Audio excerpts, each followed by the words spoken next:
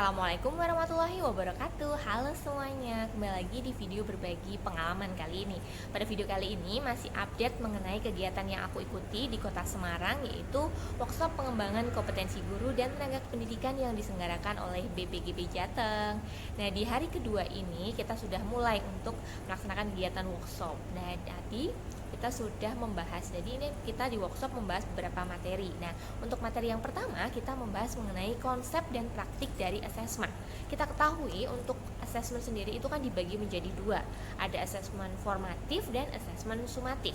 Yang kita sering rancu ya, mungkin yang waktu dulu ketika kita ulangan harian kita menganggapnya itu assessment formatif, dan ternyata waktu di ulangan harian itu merupakan sumatif akhir materi. Nah, di sini kita dibahas kembali lagi mengenai assessment tersebut. Nah, untuk assessment kan dibagi jadi dua, ada assessment formatif dan assessment sumatif. Nah, untuk assessment formatif itu kan tujuannya untuk memperbaiki proses dari pembelajaran, sedangkan untuk sumatif untuk mencapai atau mengukur ketercapaian dari kriteria dari tujuan pembelajaran.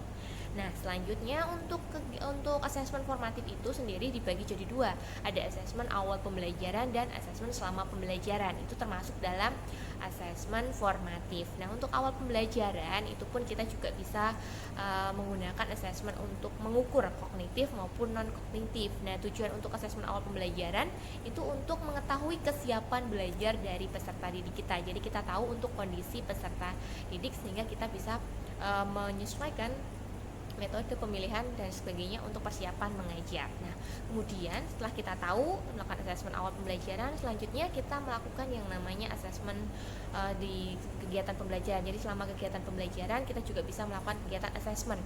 Bentuk dari assessment formatif maupun sumatif itu juga berbeda-beda. Ada juga yang memang untuk bentuknya ada yang tes, tulis maupun lisan, kemudian diskusi, check out dan sebagainya. Nanti untuk lebih rinci akan saya bagikan di video tersendiri membahas mengenai assessment formatif maupun sumatif. Nah, setelah itu ada juga untuk assessment sumatif. Untuk assessment sumatif sendiri itu kan digunakan untuk mengukur ketercapaian ya. Nah, di sini kita juga membahas masalah itu. Jadi membahas mengenai konsep dari assessment formatif dan sumatif. Nah, lanjut nih kita membahas mengenai materi yang pada sesi 2, yaitu tentang strategi pembelajaran berdiferensiasi. Nah, di sini kita kembali melakukan eksplorasi konsep bersama pengajar kita. Nah, kebetulan bernama Bapak Sigit, tentang pembelajaran berdiferensiasi. Kita membahas mengenai pembelajaran berdiferensiasi, baik itu produk, konten, kemudian ada proses dan ada lingkungan belajar. Nah, setelah kita melakukan eksplorasi konsep, kemudian kita dibagi menjadi beberapa kelompok untuk melakukan diskusi terkait rancangan pembelajaran berdiferensiasi di sini. Kemudian setelah kita melakukan rancangan, lalu untuk selanjutnya dilakukan simulasi mengenai pembelajaran berdiferensiasi. Kemudian kelompok lain juga memberikan observer atau pengamatan kepada kelompok yang sedang presentasi. Nah, di sini sangat menarik, sangat lucu sekali. Saya bisa melihat sangat bermanfaat ya lebih tepatnya, tapi juga ada unsur lucunya di sini teman-teman.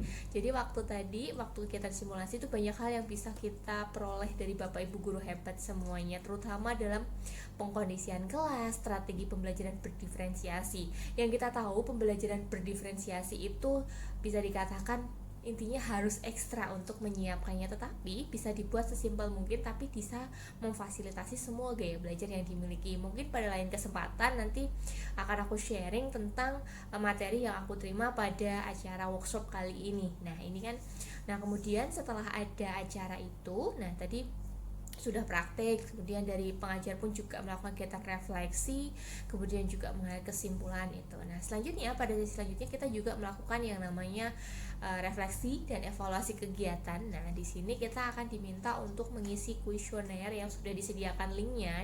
Nanti kita mengisi terkait kegiatan yang telah kita ikuti di sini. Sama halnya sih dalam pembelajaran kita pasti akan melakukan kegiatan refleksi gitu. Tadi untuk acara yang aku lalui untuk hari ini sangat menyenangkan sekali dan sangat menginspirasi, khususnya terkait konsep materi baik itu assessment maupun strategi pembelajaran berdiferensiasi. Karena dalam kurikulum Merdeka kan kita tahu ya, kita itu selalu belajar mengenai bagaimana caranya untuk melakukan pembelajaran berdiferensiasi. Kemudian yang menjadi poin plusnya itu terkait assessment yang harus kita persiapkan untuk siswa kita. Karena kan kalau terkait kebutuhan peserta didik mengacu pada kurikulum mereka kan mereka sangat unik. Nah, jadi kita harus bisa menyesuaikan di sana. Meskipun dalam pelaksanaan pun ada tantangan-tantangan tersendiri, dari sinilah kita bisa berdiskusi. Nah, itu aku senang banget, jadi bisa tambah inspirasi, tambah pengalaman, tambah teman diskusi untuk mengikuti kegiatan kali ini. Nah, untuk teman-teman yang penasaran terkait kegiatan workshop hari ini, mungkin tidak akan aku jelaskan dalam bentuk video full karena saya akan menyampaikan sepotong-sepotong saja di klip-klip terakhir. Jadi buat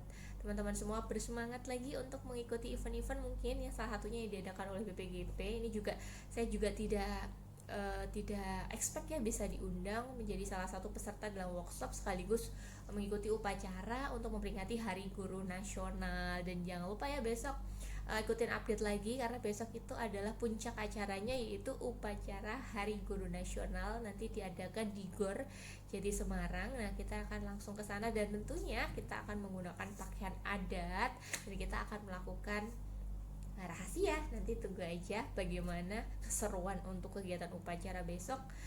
Semoga kegiatan besok juga berjalan lancar ya teman-teman. Terima kasih sudah menyimak dan jangan lupa ya, semoga ini bisa memberikan manfaat buat teman-teman semua. Sekian, terima kasih. Wassalamualaikum warahmatullahi wabarakatuh.